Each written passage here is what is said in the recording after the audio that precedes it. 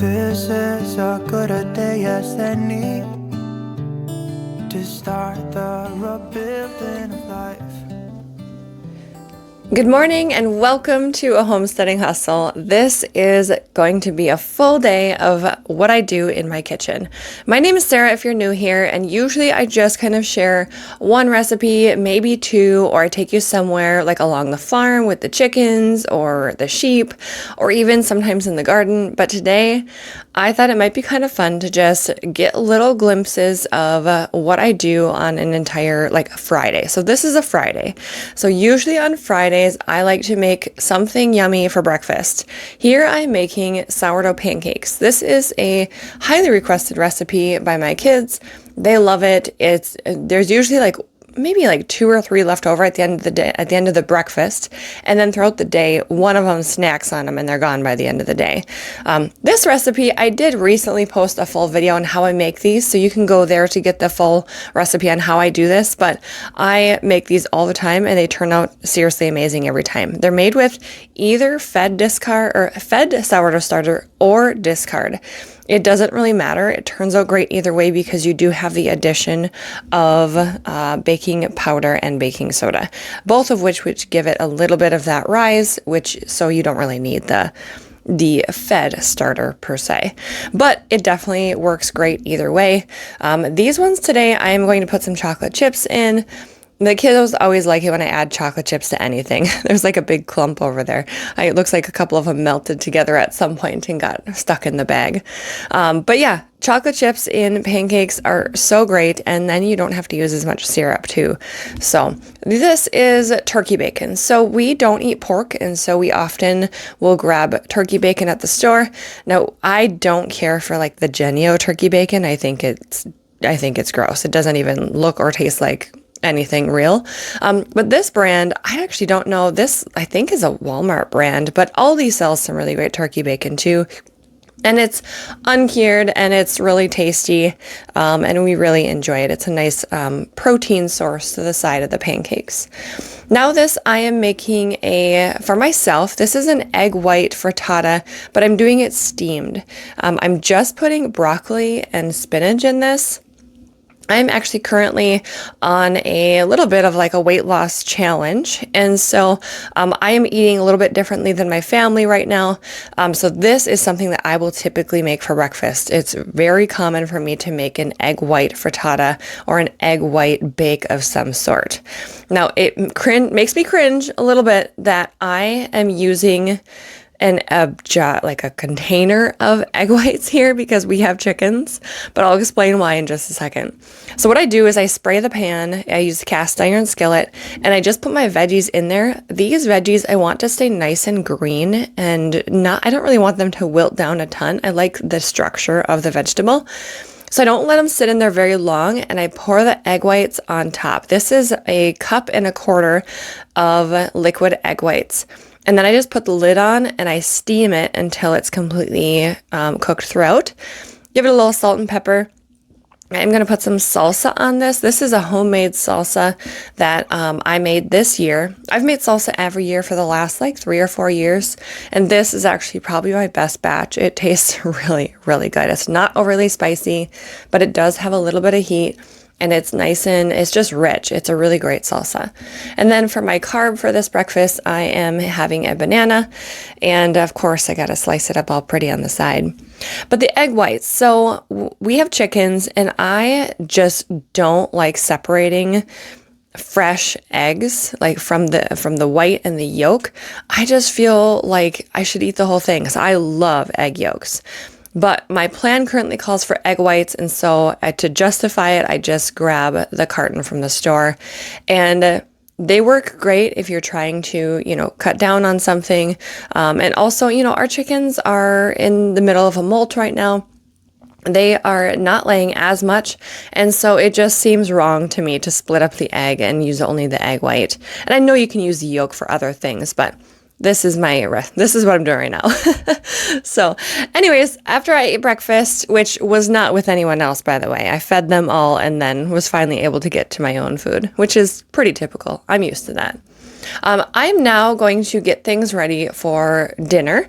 I'm making a sourdough pizza tonight. I'm actually making 2 sourdough pizzas. I'm also making a loaf of sourdough bread. This is going to be a chocolate chip sourdough bread. I'm not going to bake it off tonight, but I will bake it off on Sunday.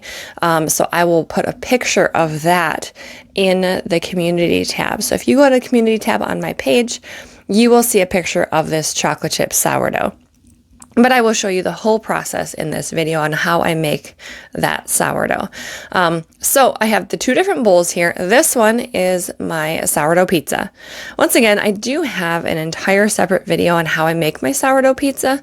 I did create this recipe myself. It is a very hydrated dough, and you use a heated stone to make it, but it's really super easy. It's a lot of sourdough starter, so if you have a lot on hand, it's a great use up.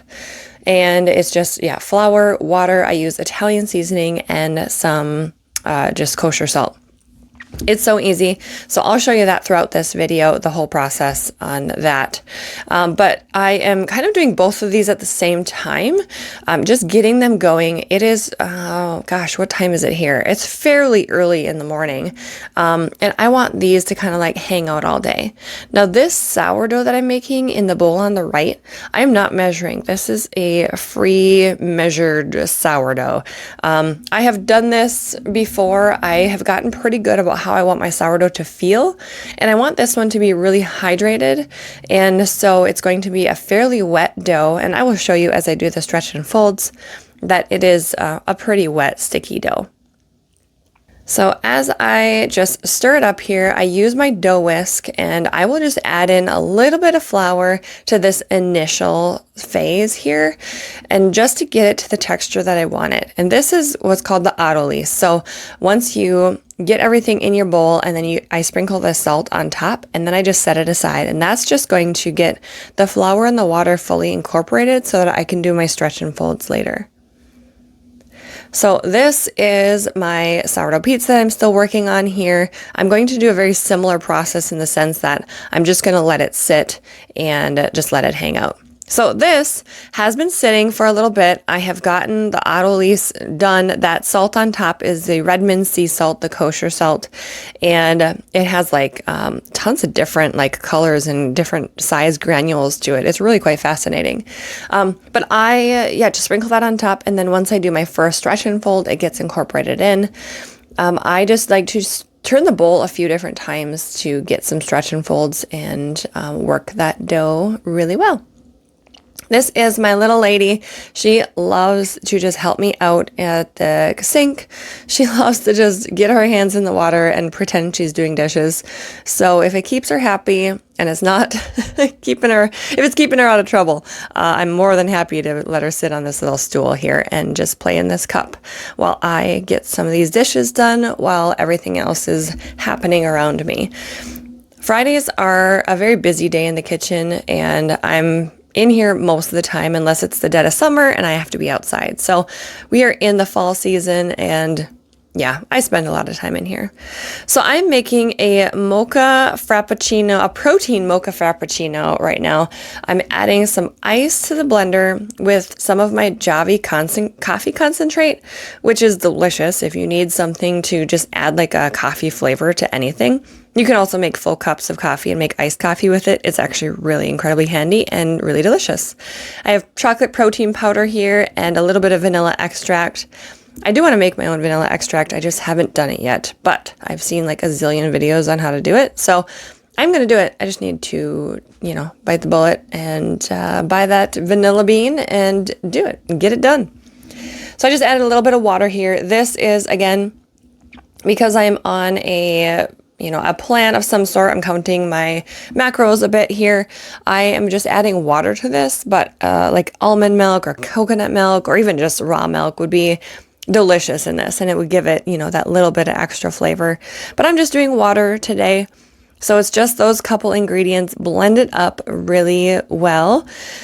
And this thing is seriously delicious. I actually made one a few days after this, and I added like spinach to it just for a little extra greens in my day. and you didn't even taste the spinach, and it gave it a little more structure, and it was really, really delicious. So if you are looking for an easy way to get some extra protein in and you love coffee, this could be a good jam for you. I really thoroughly enjoy stuff like this. Obviously it's a frappuccino, so it's definitely more suited to people who like cold coffee, but I like cold coffee, hot coffee, blended coffee, coffee ice cream. You give it to me. I'm in. But just tasting it here, I'm deciding that it is absolutely delicious. And I don't know why my arm is wet. I'm not sure if I leaned up against something here. I don't know. Who knows? I'm a mess. Oftentimes in the kitchen, I'm spilling things on myself. And I definitely need to keep these aprons on because otherwise I ruin everything.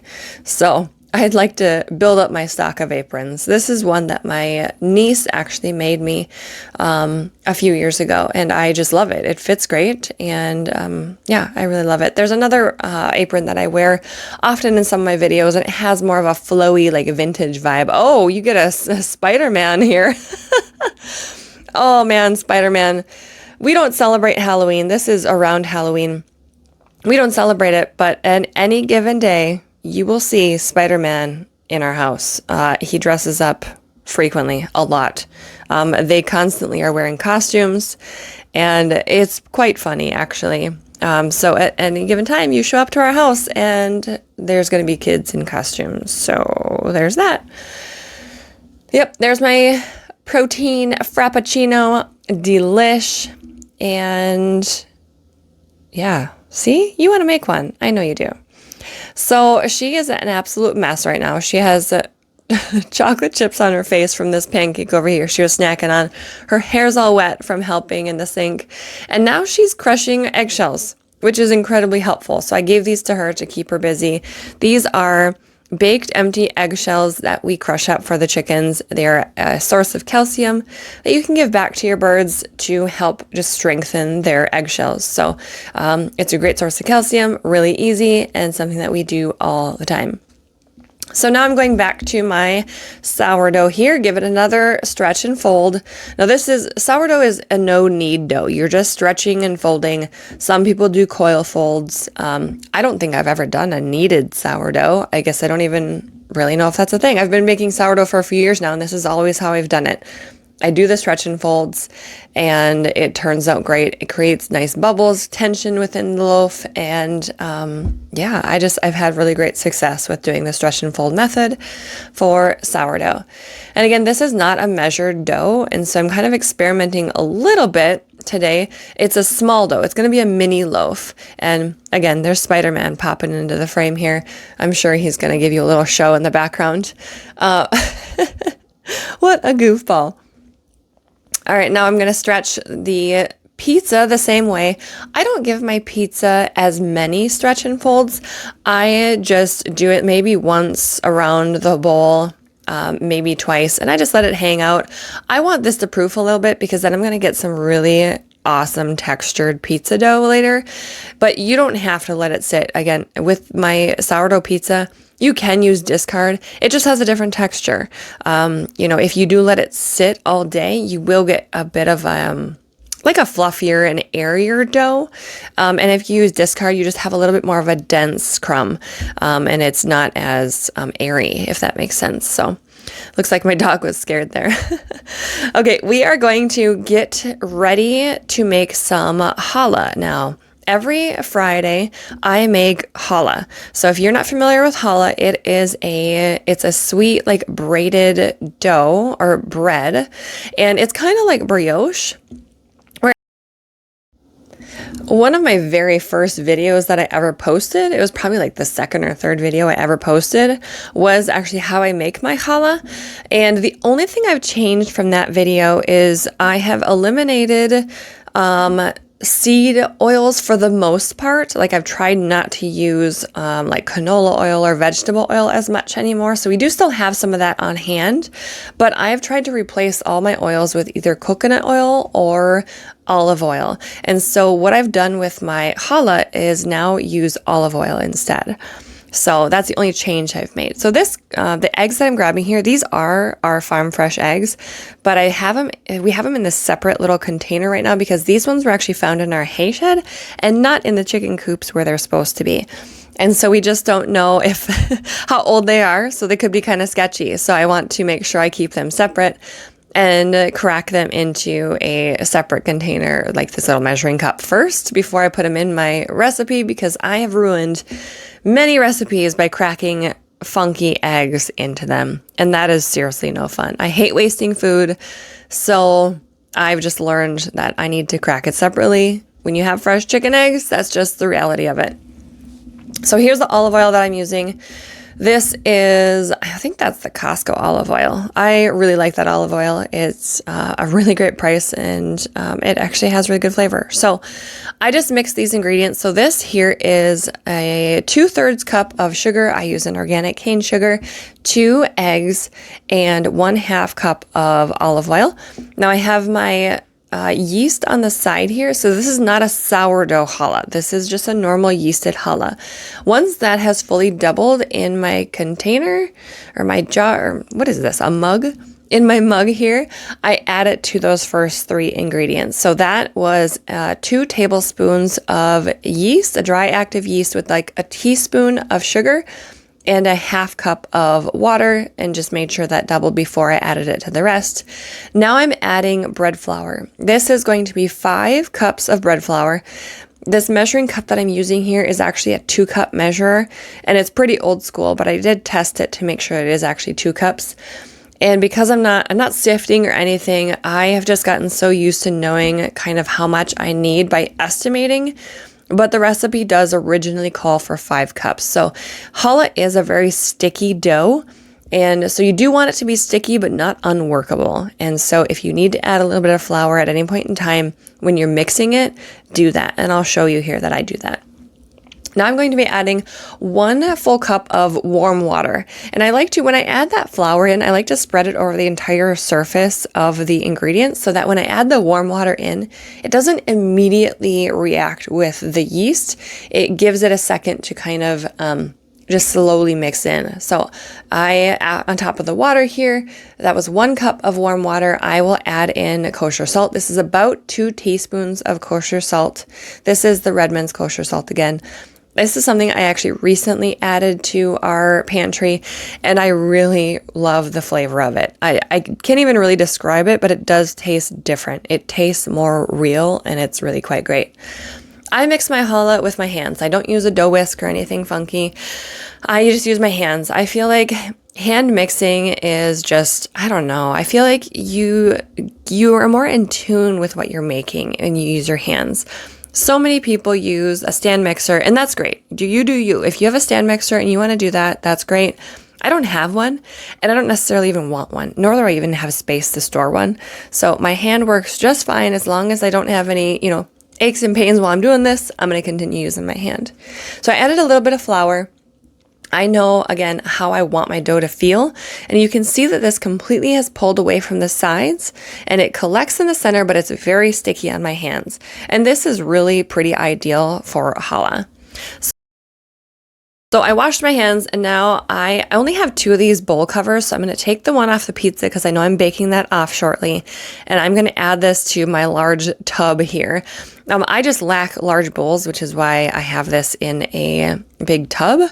But I've just kind of always made my challah in a tub. And I learned that from the woman I learned how to make challah. She is a very sweet Jewish woman, and she teaches so many people how to make challah.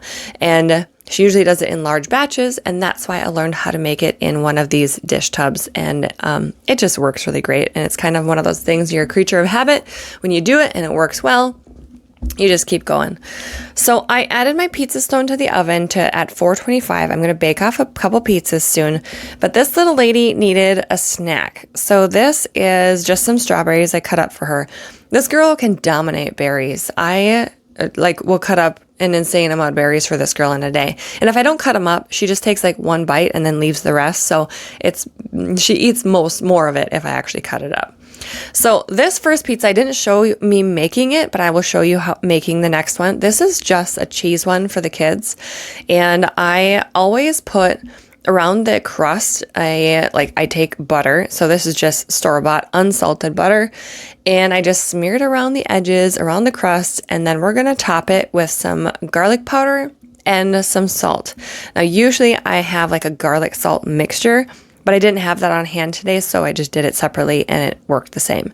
This pizza, the kids have been really excited for Friday nights because they always get pizza. And the last couple weeks, I have not made the sourdough pizza. So we're getting back into the routine of it, and I made it and they were excited. So when I make my pizza, I always add olive oil to it, and I have like I said before, I have a full video on how I make my sourdough pizza if you want to know how I make my crust. But this right now is going to be really weird to some people. My husband requested a bacon cheeseburger pizza, and it's the one that he says is his favorite, and the sauce is ketchup and mustard. Then I just add crumbled like beef, and I have turkey bacon on here and onion, and then some mozzarella cheese. And actually, this is a mozzarella cheese blend. And then once I bake it, I do the same butter thing around the outside with the garlic salt, but I'm going to top this with some fresh sweet pickle relish.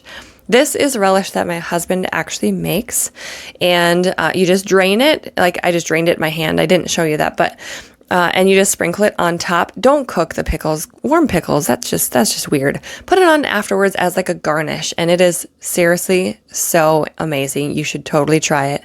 And if you do, please let me know. I would really like to know. Now with the leftover ingredients here, I'm going to make myself a deconstructed burger. This is just turkey bacon, onion, and some ground beef.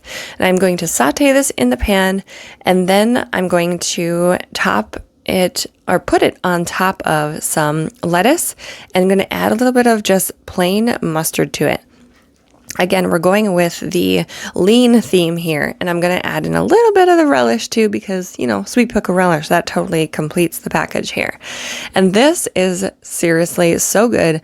It's low carb if you're a low carb person, and it's a great dinner so you're not eating a bunch of heavy carbs late at night if that's something that you're worried about. So this was really super good. I thoroughly enjoyed it, and I wish I made a bigger serving, but it just, it is what it is. So I'm just going to sit here and enjoy this. Now, I am pretty short, and so I have to jump. I shouldn't say short. I mean, I'm 5'6", and so I have to jump to reach where my bannetons are. But I'm going to get this sourdough ready, so you'll see how I actually I do like my shaping now, and then I'll put it in the banneton, and I do cook this off or bake this off on Sunday. I don't get it ready here for you now, but I did post a picture of that for you on my community tab, so make sure to go check that out. And if you're on Instagram, I post a lot of my sourdough stuff there, so you can definitely check that out and see if there's, some delicious food items that you enjoy. Okay, so I line my banneton and I add some flour to it, and then I sprinkle the rest on the counter because I'll end up needing that anyways. But I will show you here. I like this dough scraper. It is just a plastic. It's really flexible dough scraper. And that's what I use to really get all of this out of the bowl here. And I will plop this on my counter, and I'm going to do what's called lamination. And I'm not going to do like a really intense lamination, but what that means is I'm stretching the dough so it's fairly thin, so that I can kind of fold ingredients into it. And you'll see here, I'm not going to go crazy with the lamination. I'm just going to get it a little bit stretchy and wide. Usually I don't want too much flour on my counter when I do this. I did put a little too much flour, but it's totally fine. I don't want to incorporate more flour into the dough though, so I want to keep it on the outside. So this is where I'm going to end up putting the chocolate chips in here, and I'm going to fold the chocolate chips into the sourdough. And you'll see how I do that in different layers to make sure that it's completely incorporated within the dough. I know that you can have the chocolate chips or whatever mix-ins, you can like fold it into your dough as it's proofing. I haven't actually tried that. I've always done this lamination method. And so this is just, again, it has worked. And so this is kind of what I've stuck with. So I'm going to fold it in thirds here, add some more chocolate chips on the fold. So I'm going to do this again. I'm going to add some more chocolate chips to the outside of the fold here. And then I'm going to do like a burrito roll. I'm going to roll it up from the side. And this creates a lot of really great tension on the outside. And then I'm going to I don't remember the method that it's called, but I'll kind of slide it across my counter a little bit, tucking the edges. And this really creates great tension on the top and allows you to like score your bread if you want to make some pretty designs in it. Usually when I fill it with something, I don't really put designs on the top.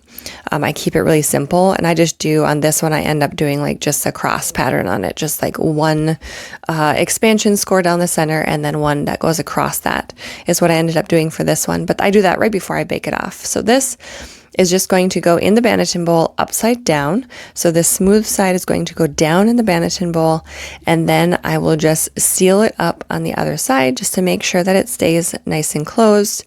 It does separate a little bit on here, but it's okay.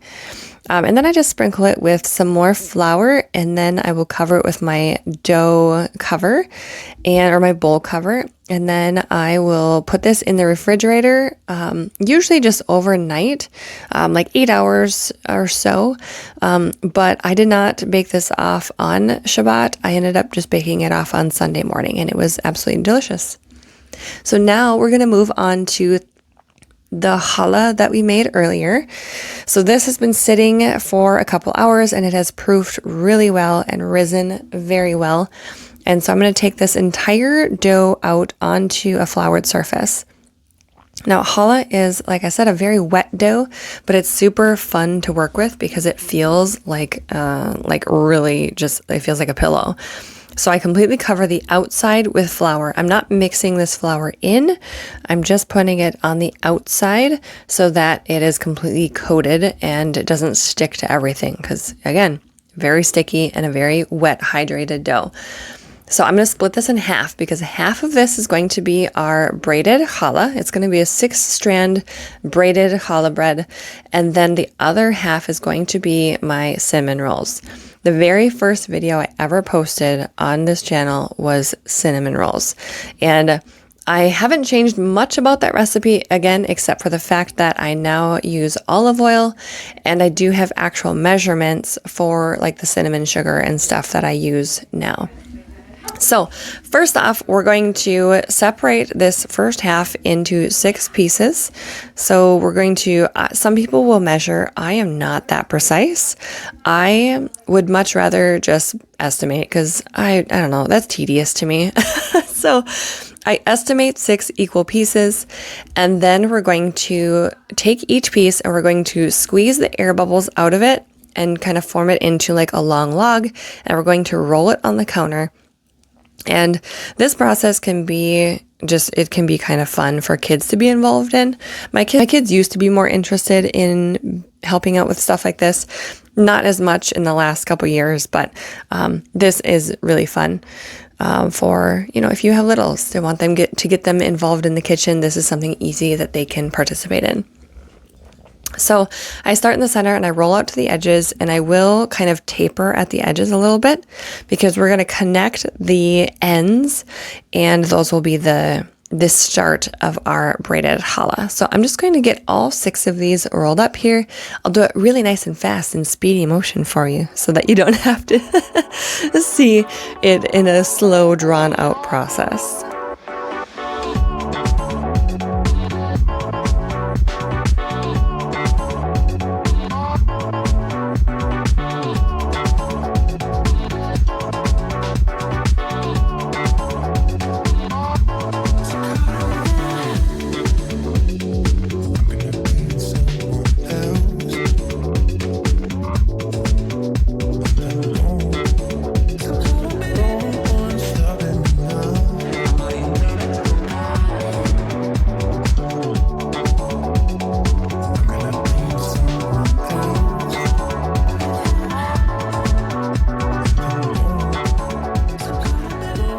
Okay, now that we have all 6 of our pieces rolled out, we're gonna line them up so that they are vertical towards you and connect all 6 at the top. And then I just kind of like roll them together a little bit to get them to stick together.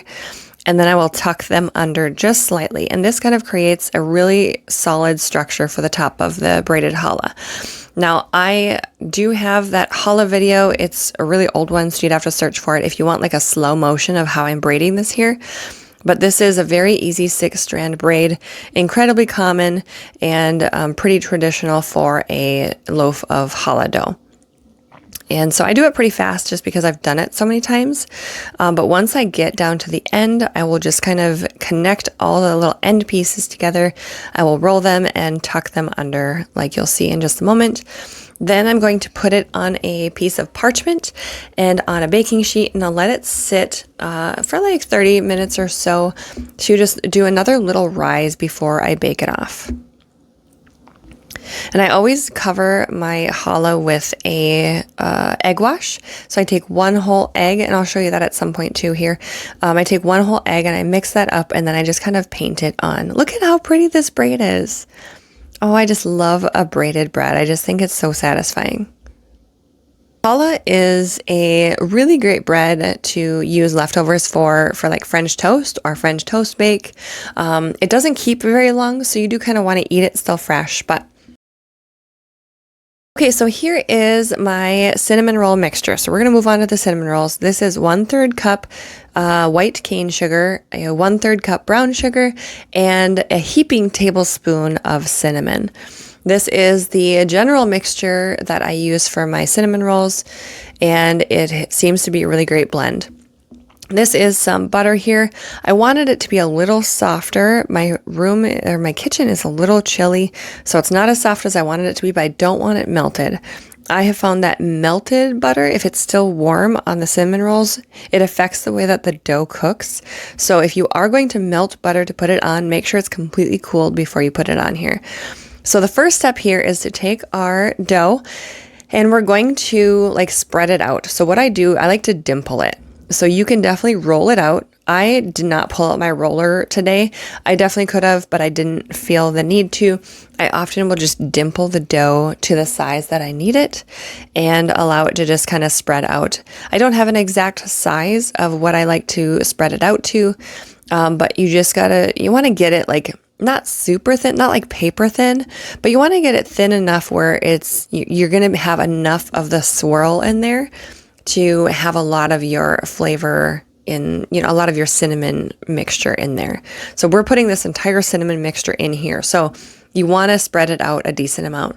And you want to try to keep it in like a rectangle if you can, because we're going to split this into 12 cinnamon rolls. And so the first step here, once you get it to the size you want it, and this is approximate, I am going to use about 3 tablespoons of butter, and I'm just going to warm it up in my hands, and we're going to like massage the dough. I'll kind of like press it into the dough, and then if your butter is really soft, you can actually just kind of like rub it on like lotion. And that's the best way that I found to do this. I use my hands for so much of my baking, and if you don't like to use your hands, then just, grab a spatula or whatever you're going to use. You do you. I'm just showing you how I like to do it, and my family raves about these, and it's worked for me, and this is how I like to do it. So sometimes I'm kind of stuck in my ways, although I love to try different recipes. Sometimes I struggle because I'm like, this has worked so well, and if a new recipe doesn't work as well, I'll be kind of like bummed, but it's okay. There's always next week. So definitely give it a try. Let me know if you try any of these recipes also. Once you get this all stretched out, I take the leftover butter that's on my hands and I actually spread it in my pan. Now this is a really great way to just use up that butter so it doesn't go to waste. But you do need to grease your pan because you're going to have sugar baking in here and you don't want that to stick and ruin your pan. So I'm going to sprinkle this entire mixture. So this whole, it ended up being 2/3 cup of sugar, a mixture of 50-50 white and brown sugar, and then the heaping tablespoon of cinnamon here. And I like to spread it over the entire dough here, except for the very far edge because I like that to stay a little sticky so that I can kind of wrap it around and it'll kind of stick to itself. And I'll show you how I do that here in just a moment. So definitely spread it out, get it to all the edges. You don't want the ones on the end to be, left out with the yummy filling. So make sure they get everything they need. Pull it to the back side, and that's going to be the center of the roll.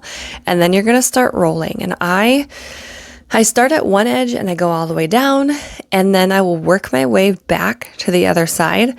And I kind of go at like an angle here. You can see I have a little bit of a twist, and that just helps everything to hold its structure a little bit. Once I get this a few rolls in, I will just start rolling the dough forward. And you'll see here as I do this, everybody does cinnamon rolls differently. Everybody bakes a little differently. I actually never watched a video or learned how to make cinnamon rolls before making my own. So once I just started doing it and found what works, this is what I stuck with. So now I like to make sure that I keep the edges lined up so that the ends, everything is pretty even, and just roll it up there.